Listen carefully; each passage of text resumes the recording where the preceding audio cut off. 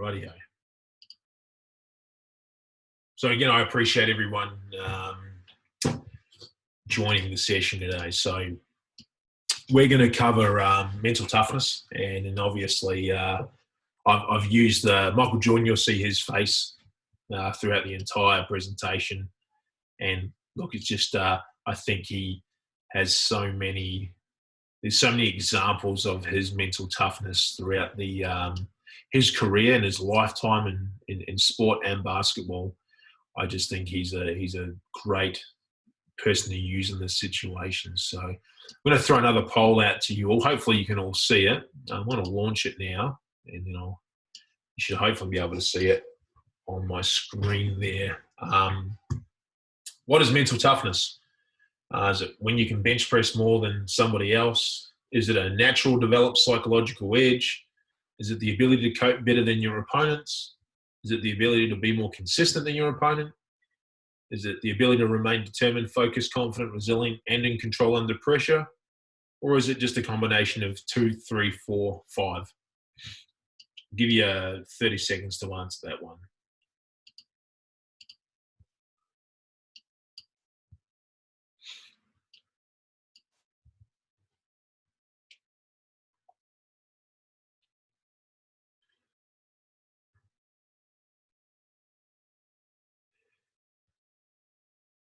Awesome. And if you can't answer them because they're not popping up on your screen, that's fine as long as you make a mental note of them. I'm going to end the poll there and then just share the results with everybody just so you can all see. So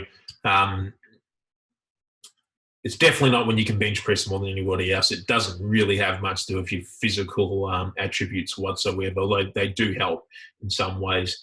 But effectively, if you answered any other question, you're correct.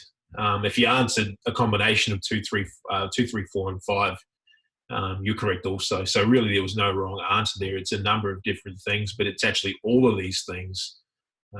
So I'll stop sharing this and we'll go through the slides. So, well, what is mental toughness? Obviously, I just asked you all that question. You've answered it. It's a natural or developed psychological edge. So for some of us, we naturally have these talents. But it's also a skill that you can develop over time and through training. All right, and I'll talk about that more throughout the session. It's the ability to cope better than your opponents with many demands, such as, for example, competition, how you cope with competition, training, your lifestyle, and, the demands that are placed on you as a performer. So, some people will cope better with playing in finals, elimination games. Some people cope better with really physically and mentally demanding training sessions that, involve a lot of learning, where there's a lot of stop-start. So it's those people who can deal, cope better with than their opponents with those situations generally are more mentally tougher. But it's also the ability to be more consistent and better than your opponents and remaining determined, focused, confident, resilient, and in control under pressure. So a quick video. Just get rid of those ones there. Oh, there you go. That was a quick video. Michael, which were you more proud of, your athletic skills or the mental skills that you brought to the game, and which was more difficult to keep up?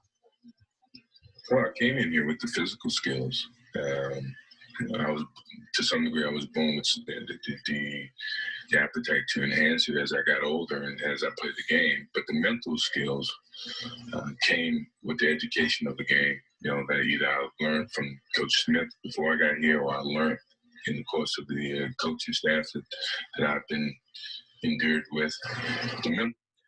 So I have to show you more of that, but so arguably the greatest player to ever play the game was asked what he valued more, his physical or what he thought were more important in the NBA, his physical or his mental skills, and he picked his mental skills over his physical skills. So it just shows that the importance of if one of the best players to ever play the game, value the mental skills over the physical. It just shows how important those things are. And in fact, I had a coach had a number of really good coaches, but one coach always used to say to me that the game's won in the top 3 inches, and I wasn't sure what they, when I was younger, I never used to understand what that meant. I thought, okay, what does that mean? If I can jump 3 inches higher than the backboard or the hoop and I'm going to be better, or jump 3 inches higher than the next player, that's going to make me better. No, he was talking about my brain power, my ability to be focused and mentally tough and resilient, which I'm going to cover in today's session. So that's what mental toughness is. Remember, it's natural. Some of us have natural skills and mechanisms to cope. And some of us have, some of us have to develop those skills. Okay. And then it's your ability to cope better than your opponents with the demands of competition, training, lifestyle, and also the ability to be more consistent and better than your opponents in your determination, your focus, your confidence, your resilience, and the ability to remain in control under pressure. So a model of mental toughness is what mental toughness would look like. It's actually made up of 3 factors. 3 factors will determine or influence your mental toughness. So I'm going to go through those slowly. I had another poll, but I'm going to skip that one. Brilliant. So these 3 things influence your mental toughness. One is your characteristics.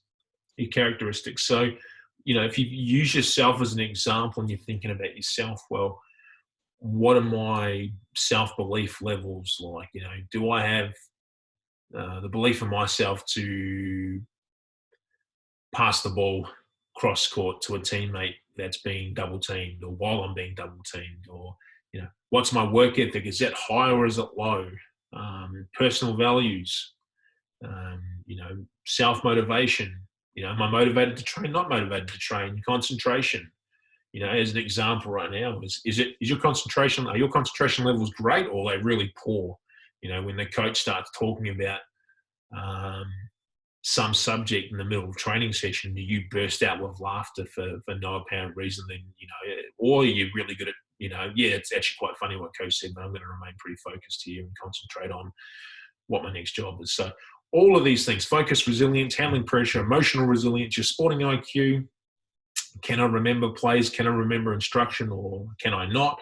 These things are all going to play a factor in your mental toughness. So it's really important that, your characteristics will make up or factor into your mental toughness. The next part is, situations. For example, general and competition, they're just all situations. You're going to be faced with different situations. They're going to wane on your mental toughness. For example,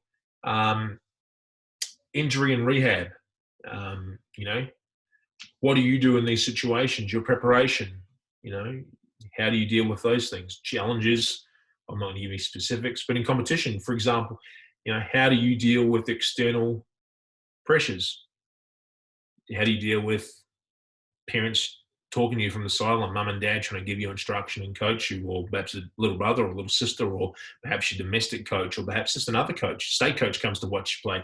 How do you deal with those situations? Your environment, when the floor's slippery, there's a leak in the roof, there's poor lighting, the nets are ugly, or it's like court 4 at Boardman. I think sometimes the nets down one end's always sort of wrecked and ruined. How do you deal with those situations? Match variables, good referees, poor referees, trash talking from the other team, your fatigue, your endurance and confidence. So those situations, those are situations where you're really fatigued and you have to play. They're going to have some effect on your mental toughness. And then the last part is competition. Behaviors. So your behaviors, so your characteristics, what makes you up as a person, the situations you face as a player, well, then your behaviors. How do you deal with those situations? How do you recover from injury? For example, I'm sure everyone here that's in this chat today has been injured at some stage. How do you deal? How do you deal with that? How do you recover? Do you decide to go to, you sprain your ankle as an example? Do you decide to then walk to your friend's house and go play Xbox or PlayStation, or do you choose to stay at home, rest and ice your sprained ankle and elevate it and stay off it for a while. These are all choices you have, and your behaviors will determine your mental toughness. Clearly, if you go and do the opposite and not do the right things, well, you're not mentally tough. If you go and ice it and rest it and do the right recovery, well, that shows mental toughness. How you prepare for games, as an example.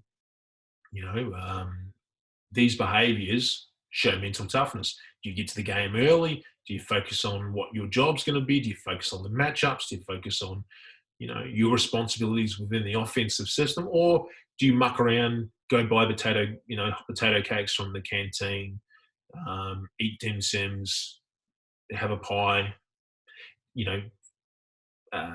mess around with your teammates and walk around the stadium and put no focus? Well, that shows a real lack of mental toughness. So these things are all part of it. Okay, so again, just to go through it and recap, well, your characteristics, your situations you face, and how you behave in those situations show your mental toughness. Okay, so next clip. Before I go to the next clip, I've got another little poll for you.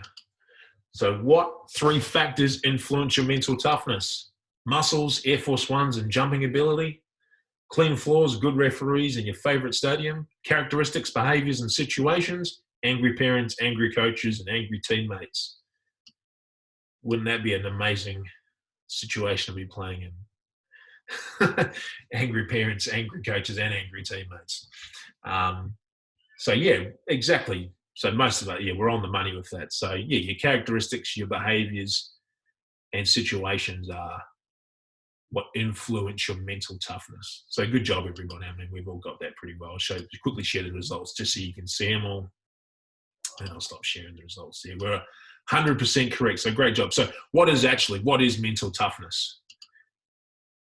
They're psychological skills that are advantageous to performance. Okay, so psychological skills that increase or help your performance. That's what they are. So I want you to think to yourself now, think about a player that you admire. It could be a player that you watch play in a senior team at the club. It could just be in WNBA, WNBL, NBA, NBL, Boomer, Opal. It could be any player. But have a think about them. It could be someone you just play with domestically or at clubland here. But think about a player that you admire for their on-court ability and ask yourself these questions. What are the mental characteristics that make that player stand out? Have a think, in your own mind here what are the mental characteristics that make that player stand out? Is it their ability is it their concentration? Are they really, really focused? Can they focus under pressure? Are they really motivated? Are they always the same person you always see? You rock up to training and you see that one person they're shooting, working on their form shooting, doing conditioning. Or is it someone who just always performs in games? They always have a great game, no matter what. Or is it someone in your team that perhaps shows, a high amount of resilience and confidence, and when the coach has a go at them or when something doesn't go right for them, they're able to turn that around and then have a great performance shortly after, and still be able to perform and play well in those situations. So have a think about a player. That's just an exercise for you to do in your own mind. So all right, so here's a breakdown of what mental toughness is, because we're going to break this down into 5 components, and then I'm going to speak through each of those components. But here, let's have a little bit of a guessing game first. All right. What are the main components of mental toughness? This is multi-choice. Okay. Concentration, resilience, motivation, ripped muscles, clearly. Ability to cope with pressure, confidence, having all the best training gear and equipment, because that always helps, or having the world's best coach. Have a pick of what you think is going to,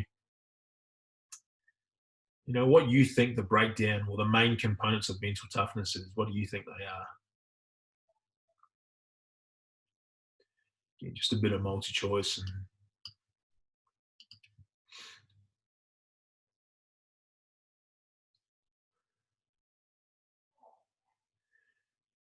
Great stuff. I'm going to end the poll in another 5 seconds. So again, you don't have to answer them, but I appreciate it for those who do. It helps me.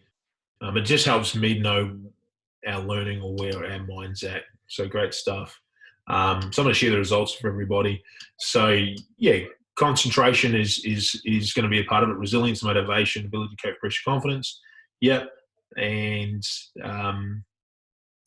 I'm a bit disappointed no one picked ripped muscles or having the world's best coach, because surely those things all have something to do with it, but they actually have nothing to do with it whatsoever. So they don't. They aren't a part of this presentation today. So I'm going to go through this breakdown of mental toughness and what it is. Well, 1 is obviously, yes, concentration. 2 is your resilience. 3, motivation. 4, your ability to cope with pressure.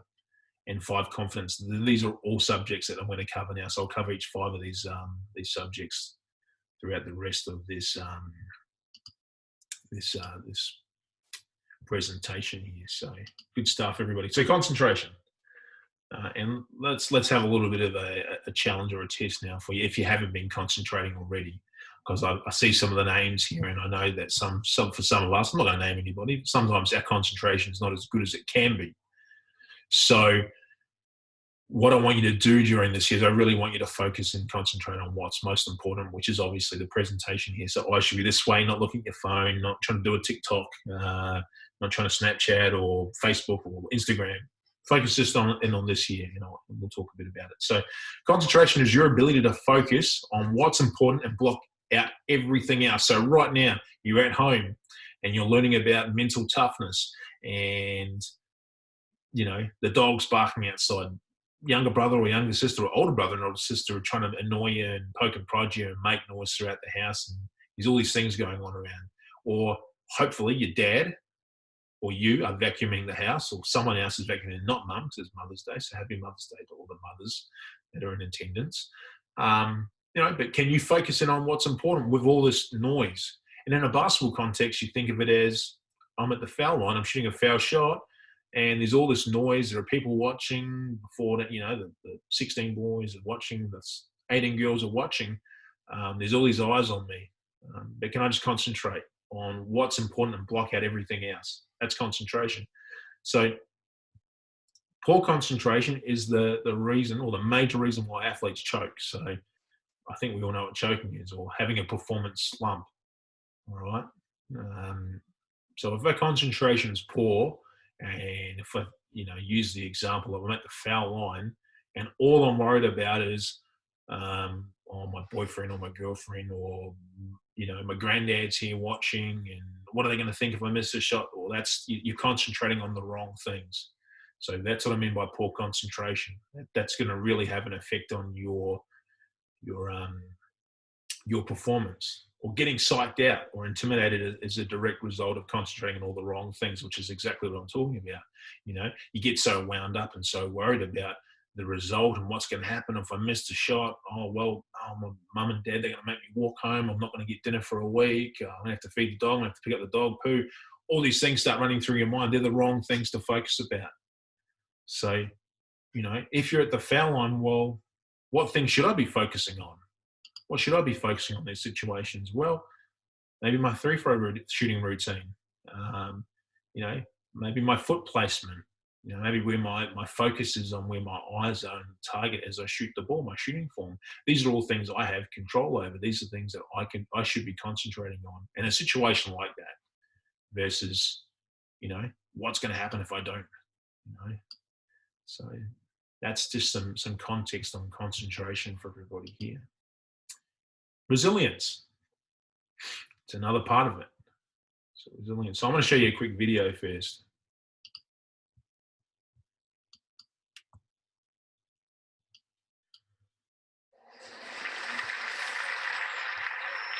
So they started the fire in me. That fire started with my parents. And then, as I moved on in my career, people added wood to that fire. Leroy Smith was a guy, when I got cut, he made the team on the varsity team. And he's here tonight. He's still the same 6'7" guy. He's not any bigger. His game is about the same. But he started the whole process with me, because when he made the team and I didn't, I wanted to prove not just to Leroy Smith, not just to myself, but to the coach who actually picked Leroy over me. I wanted to make sure you understood you made a mistake, dude.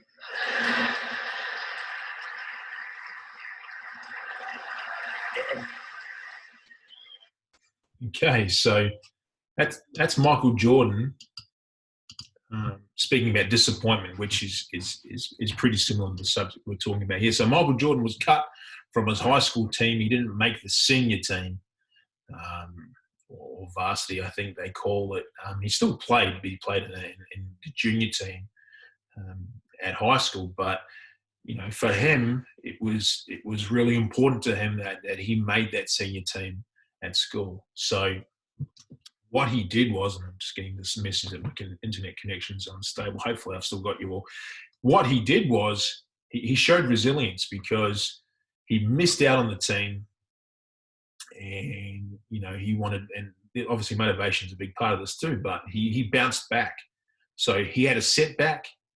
He didn't quite achieve what he wanted to achieve, so he went away and worked on some things, and he proved people wrong. He ended up becoming maybe arguably the greatest player of all time. So he showed resilience. He had a couple of options, and one of those was just to give up and go away and be a little boy or be a little girl and cry, himself to sleep and never play basketball again and quit. That was an option for him. That was a possible option, but he chose the opposite. He chose to work at his game, and he chose to prove people wrong. That was the result. So resilience, what is it? Resilience is the skill of mentally bouncing back from setbacks and mistakes. And it all depends on your ability to quickly leave your mistakes and failures behind you. So hanging on to your mistakes will get you into big trouble, performance-wise. Those who dwell on their mistakes while in competition continue to end up making more. So here's an example. I want you to think in your own time here. Think of an example in a game where you made a mistake. Anything. Could be anything. We've all made mistakes before. I've seen you all play, everyone here, and I've seen you all make mistakes. It's okay. It's all part of it. It's all part of learning. But think of a situation where you're in a game and you made a mistake and you were so worried and focused on that mistake that you made another one shortly after. And the next possession or the possession after, or maybe you compiled a number of different mistakes together. It's certainly happened to everyone here. I've watched everyone play. Okay, and what I'm talking about with resilience here and how that is a factor in your mental toughness is, well, if you do make a mistake, do you, for the next 3 or 4 or 5 possessions after, you still thinking about the missed layup, or thinking about the turnover, or thinking about the missed block out? Or are you able to leave that aside and then, put that away, store it away, and then focus on the now, which is the next possession, and focus on what I can do in this situation? All right, so think about those scenarios.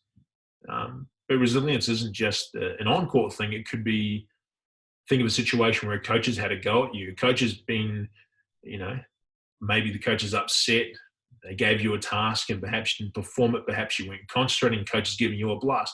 Put your hands up if the coach has ever had to have some stern words with you. I'll put my hand up 10 times. That's been me a lot growing up.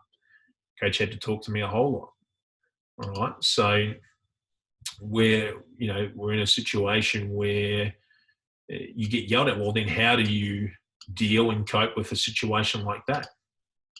How would you deal with that? Do you wither away and lose focus and stop concentrating on what's most important, or do you take in the information and go out and do what needs to be done, irrespective of that scenario? So I'm just giving you some ideas there, players, on resilience. But one of the best examples of resilience is MJ getting cut from a team, not making a team, going away and working on his game, coming back and being one of the best players to ever play the game, if not the best player. Okay, motivation, that's certainly going to be a part of it. Okay, and so motivation, so what it is, it's the fuel that will drive your training to a successful completion and accomplishment of your goals. So as an example, and I can't see everyone here because we're 18s and 16s generally don't turn cameras on, which is absolutely fine. But how many of you in your own, just right now while you're thinking about it to yourself, how many of you have aspirations to play in the NBL, WNBL, play for the Opals, play for the Boomers, NBA, WNBA, or make a state team, or play in the, Big V or state league team at some stage? I'm sure probably everyone has their hands up right now. Well, if you have those goals, but you don't have the motivation to go out and put in the work every day, eat the right foods, do the right physical conditioning, study the game, guess what? It's probably not going to happen.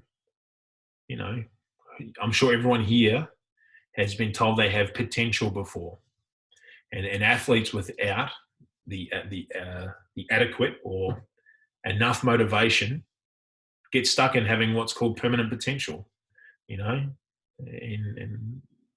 so if you don't put in the work, you're just going to be a player that has potential for the rest of your life. Everyone has it. Everyone has some potential, but without the right amount of motivation, you're not going to put in the amount of work necessary to become a winner. And your motivation, allows you to pick yourself up after a setback and keep going. So Michael Jordan had a high level of motivation. He had a lot of setbacks.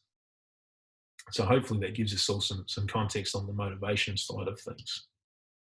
Pressure. Okay, so pressure.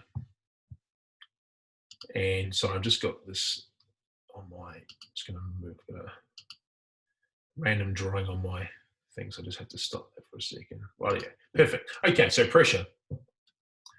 I'm going to show you another quick video for you all to watch, and then I'll explain this stuff here.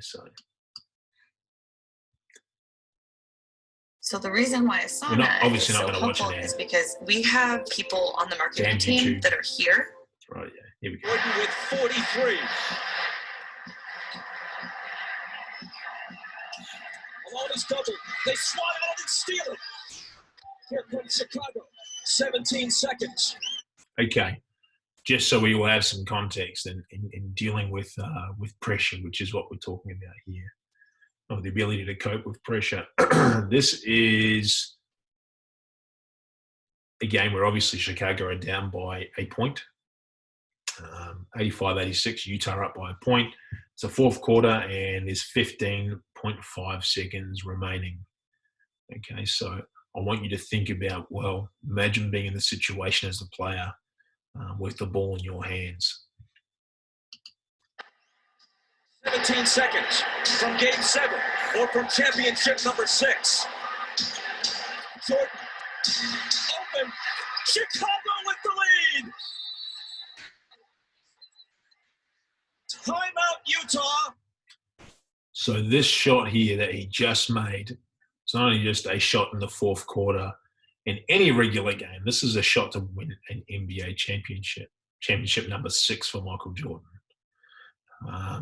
So we're not going to watch this whole video here. I'm going to remove this and we'll talk about the next part of the segment here. So pressure is the ability to stay calm in the clutch. So the clutch, like Michael Jordan taking that shot there in that big situation in an NBA final. Without the ability to stay calm in the clutch, an athlete will always underachieve. So peak performance demands that you are relaxed as the performance begins. So have a think about a situation. I know the next slide will move into part of this as well. The two are kind of intertwined here. But imagine a situation, we've all had a situation where there's been pressure placed on us. There's pressure on us every day and you don't notice it perhaps because not of it's always in a sporting context. But I want you to think about pressure in a parent sense, for example, where your parents have to feed you, they have to clothe you, they have to pay for your schooling fees, they're going to pay for everything else. It's their job to provide for you. That's their job. So, sorry, just muting, hearing some other voices there. So, that's their job. That's pressure. That's pressure we face every day. For you at school, it could be going to school, it could be having to do homework, it could be having to learn. That's pressure. Some people deal with that really well. But in a sporting sense, much the same. Some people are okay with having to shoot big shots. They want the ball in their hand. Some people are okay with being given big tasks and having to remember a lot of things, that they can deal with pressure really well. But I'm sure all of us at some stage, we've had some form of nerves. So I want to talk about that because that has a part of something to do with this pressure thing. So having a little nervousness before a game is really important. That actually is going to help you perform. So I'm sure we've all been nervous before. A little bit of nerves pre-game, pre a final. You focus on a number of different things. That butterflies in the stomach, they call that sometimes. That's good nervousness.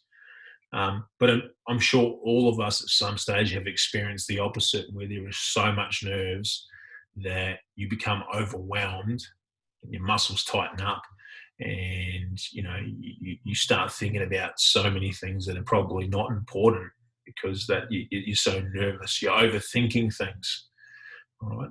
And obviously bad nervousness is a really bad thing that's going to not help you perform, whereas a little bit of nerves before the game is really important. And all this has something to do with your mental toughness. So I could probably do a whole hour clip on just pressure itself, but I want to get through these things because I think the next clip is going to certainly plays a really large role in how you deal with pressure.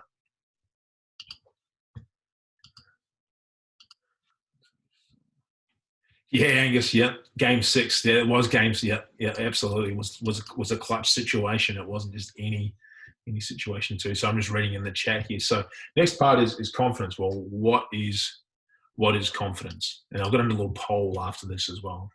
Confidence. One characteristic of a mentally tough athlete is having a confidence level that seems unshaken by setbacks and failures. All right, so have a think about no matter how many times you perhaps have missed a shot or, the ball's been stripped out of your hands, that your confidence levels stay really high. And I'm sure we've all played with someone that has a high level of confidence. And no matter how many times they mess up, they're still confident. But under the pressure of competition, low confidence will neutralize natural ability, hard work, and talent. So, you could be a really talented player, really talented, have all the skills in the world.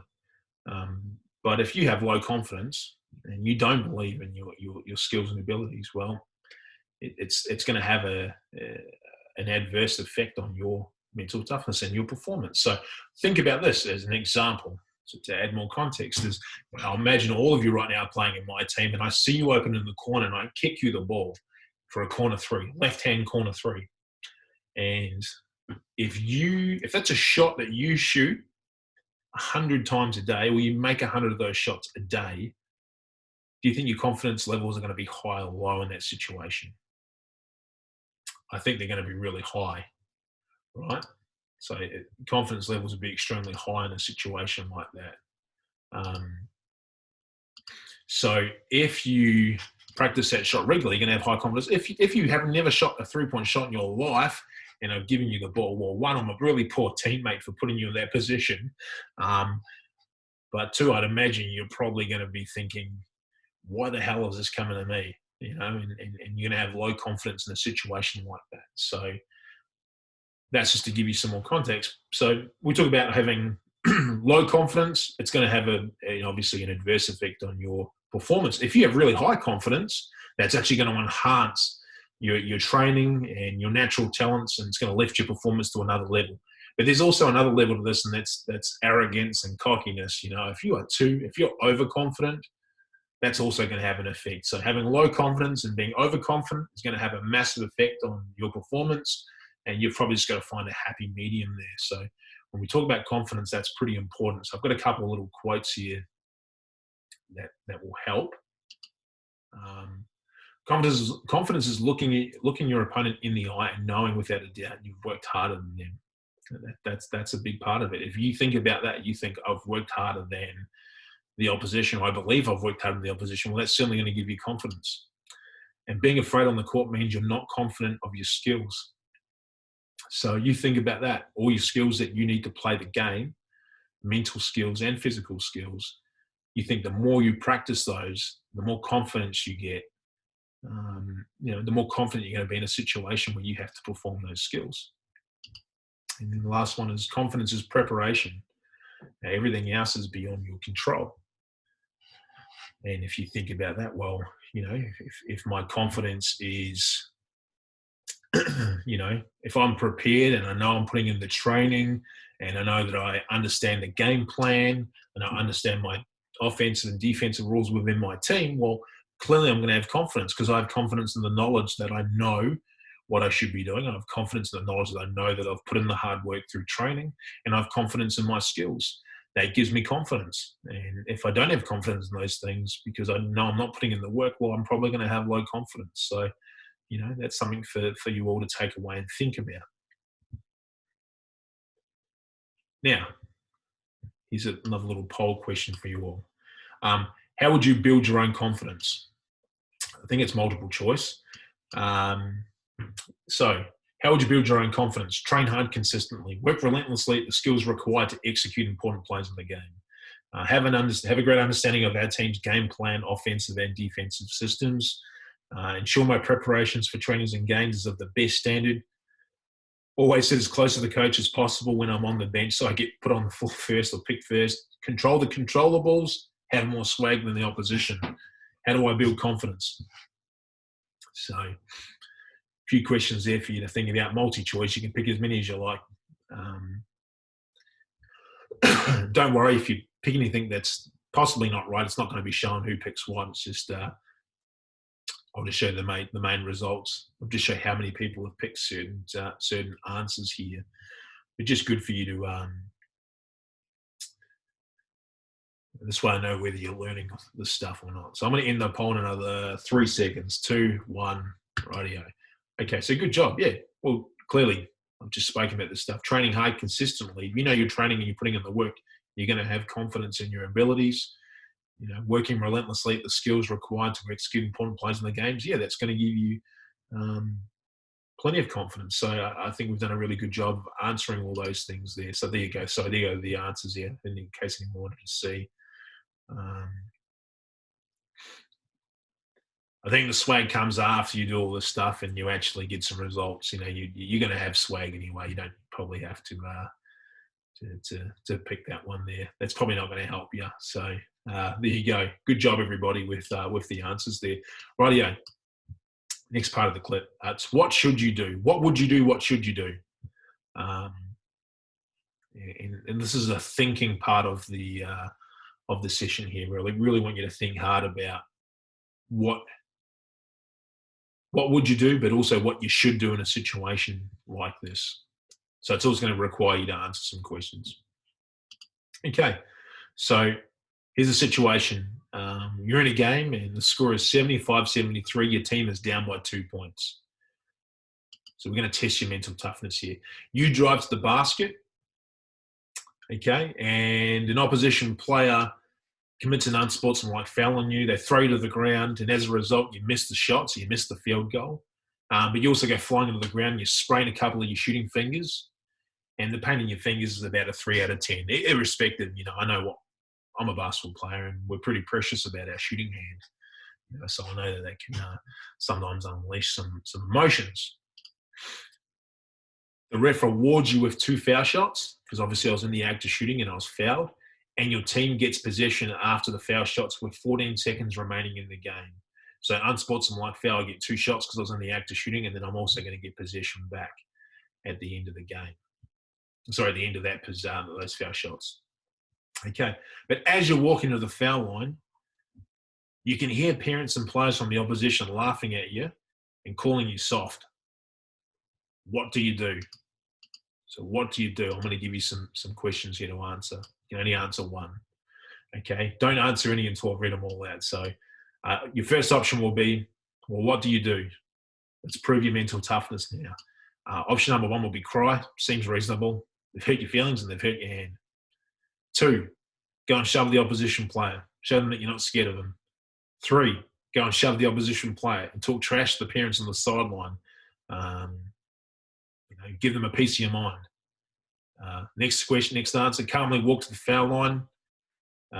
Shoot your shots. and point at the opposition after your second shot. Next answer, put your focus and concentration into your free throw shooting routine. Next possible answer, think about how you're going to make both foul shots and then win the team the game in the last possession. Next answer would be, think about what you're going to say to the parents talking trash on the sideline. Here you go. I'm going to make that live. You can answer the questions. What are you going to do in this situation? What should you do? What should you do? Just so we all understand, crying is 100% okay. Provided you are physically hurt or someone has said something horrible or the situation is completely overwhelming. Not playing, not getting on the court, they're not reasons to cry. All right? Your team lost the game. It's not a reason to cry. All right? And we talk about those. There's probably another session later on. So, I'll share these results in a minute. We've got about another 4 more people to answer, then I'll end the poll. Good job, everybody. So we'll talk through these results too, because there's another part to this. Okay, appreciate everyone answering the questions, or most of us. So here's the thing.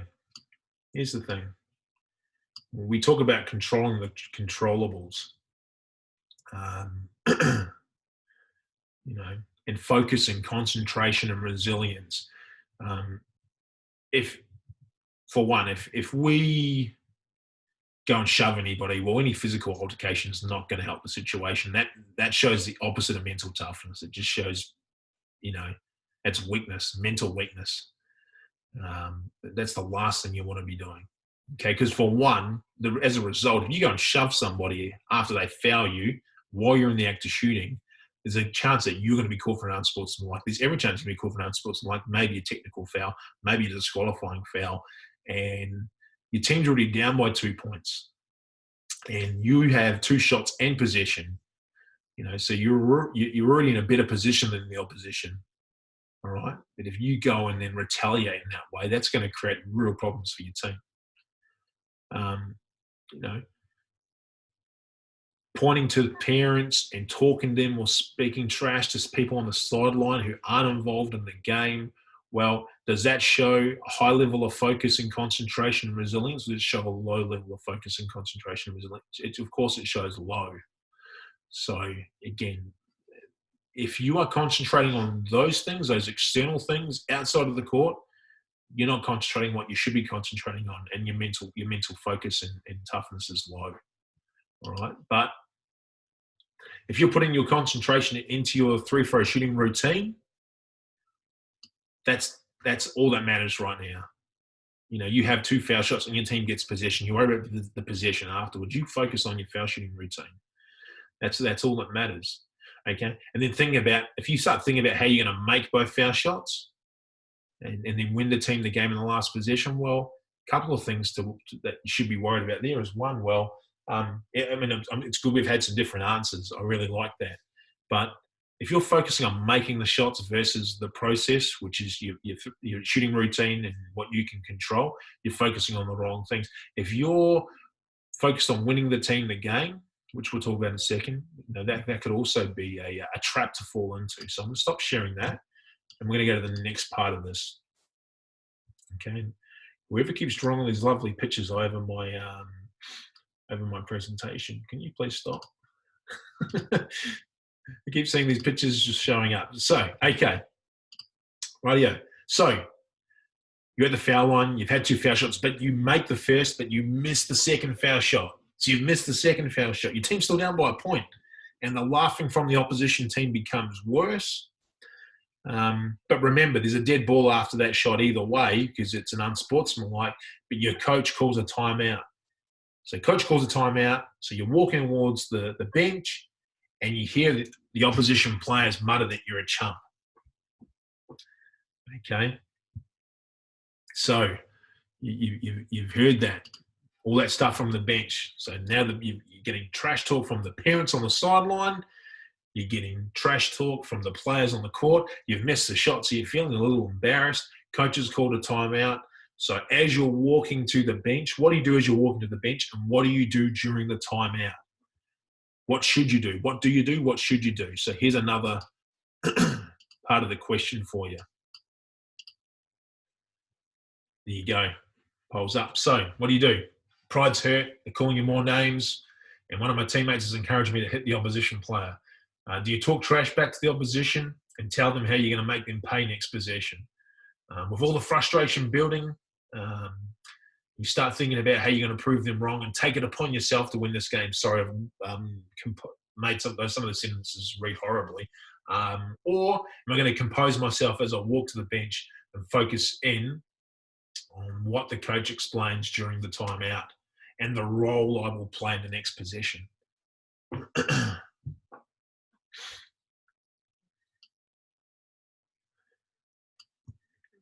Okay, got about another 10 seconds to answer that for those of us who are participating in the answers. Radio. Thanks, everybody. I appreciate it. So I'm going to end the poll there. So a couple of things. And I'll just talk through some of these questions for a second. Well, first of all, if you have a teammate that's encouraging you to, go and hit an opposition player, part of my friendship, but they're a crap teammate. Okay, that's certainly not the. You shouldn't be doing that. You don't want to be a poor teammate. So don't encourage your teammates to go and do that. There's a better way. There's no better way than imagine the situation where you then win the game and you still go and shake their. Don't do what the Detroit bad boy Pistons did and not go and shake their hand after the game. That's part of the game, and you respect the game by doing this. It's just part of sportsmanship. So whether you win or lose, you shake people's hands. So imagine how much better that would feel versus then going and hitting the player and then they get possession and you probably get disqualified and you probably get suspended. Because, certainly if you're playing at Sunbury, the last person you want to come and have a meeting with is me, right, over something like that. That's certainly something I'd be pulling into the office and we'd be having a discussion about, and you probably would be seeing out a few games. So, it's good that we're able to go through these answers and, before you ever put in a situation like that. So, obviously, you're talking trash and telling them how you're going to make them pay the next position, or, thinking about how you're going to prove them wrong and taking it upon yourself to win the game is probably not the way to go. For one, imagine this: you're walking to the bench and you go to the timeout and you've just said all this stuff. I'm going to score in your next possession. I mean, it's great for you to have that level of confidence, but how do you know the coach is actually going to put the ball in your hands to win the game? How do you know the coach is not going to give possession to somebody else? Remember, it's a team game. How do you know the coach isn't going to sub you out because they can see perhaps that your emotions and your mental state's not at a great place right now, so they're going to sub you out of the game? Perhaps the best players for you not to be on the court. So for then you to go and say these things to the opposition, you're going to be made look even sillier if you're not on the floor, right? So you certainly don't want to put yourself in that situation or your team in that situation too, because you're starting to create pressure for your teammates by doing these things. But if you compose yourself while you walk to the bench and, put your focus into what the coach explains during the timeout and the role you will play, that's the right thing to do, because you don't have any control over what the coach is going to choose to do. Maybe if you've had a great game, the ball's going to come your way. But you know what? If you're a key player in the team, maybe you're going to get double teamed, and that maybe the coach knows that, and they're going to put the ball in somebody else's hands. So there's just a lot of other things to think about. All you can control is what you can control, and you can't control that the coach is going to put the ball in your hands. So to then say I'm going to take it upon myself to try and win my team the game would be the wrong focus, because you don't know you're going to get the ball. So that was just a good little scenario for us to go through as a group. So I appreciate everyone participating in that. So last thing, I don't even know if this. I'm just going to play this one video here for you all to finish. Hopefully the link works for us. May have already seen this before. Knowledge is not only power, knowledge Clearly is you're profit. not watching this. Right? This is Faster you can learn, YouTube faster with you can great earn. ads. Thanks, YouTube. I feel like I'm the most fierce competitor there is. I don't think I'm ever going to find something to equal the game of basketball for me. They talk about guys being competitors. He was the fiercest of all the competitors. I know Jesus worked 7 days a week, or 6 days. He rested on Sunday, didn't he? But Michael Jordan played on Sunday. An assassin personified that had that killer instinct. I'm not sure people really know how good this guy is. Michael Jordan at his best, there's very few people on this planet that can do this. For me, Michael Jordan was a killer. It didn't matter. He wanted to come in and kill you. What motivates me is the unknown. No one knows. They can all speculate, but no one really knows. And myself, I didn't know. But I didn't let that stop me. And I let that motivate me more so than anything. That as long as it's unknown, that means I have a chance. And that's the way I pursued my whole career. No matter what the game is, or who you're playing against, you have to want the ball, the clock, the pressure. Block all that out. All you think about is what you have to do to win. That's why I love the end of the game, because it comes down to that one moment when it's all in my hand.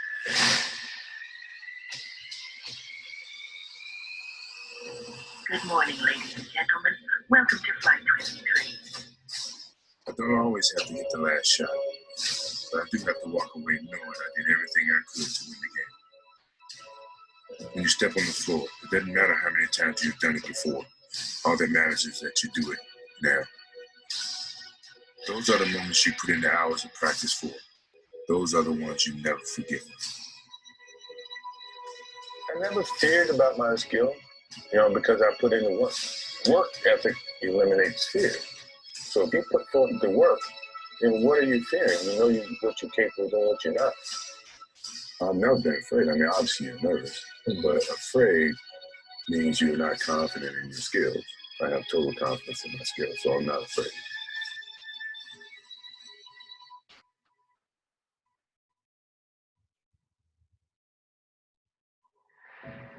Be true to the game, because the game will be true to you. If you try to shortcut the game, then the game's going to shortcut you. If you put forth the effort, good things will be bestowed upon you. But that's truly about the game. And in some ways, that's about life too.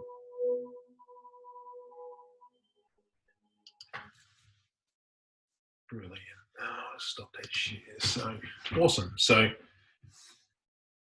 again, everybody, just I think that's a great video, because that really does nail home a lot of the points that we covered today in today's session. So I just wanted to say thank you, everybody, for tuning in. And look, with some luck, by Monday we'll have some idea as to what basketball looks like over the next couple of months, and when we'll sort of get back into competition. So really appreciate it. Again, I have recorded this for anyone who perhaps got in late. I will post it at some stage and send everybody a link. But thank you again for joining today. And look, I'm hoping that you all have a much better understanding as a result of what mental toughness is, what makes up mental toughness, that it's not a physical attribute. It is much a mental skill, and the importance of it, that it does play a big part in just lives of you, so your basketball career and your life. There are a lot of things to factor in. So appreciate your time, everybody, and look forward to seeing you all around the stadium really soon. All right, so thanks again, everybody. Really appreciate it.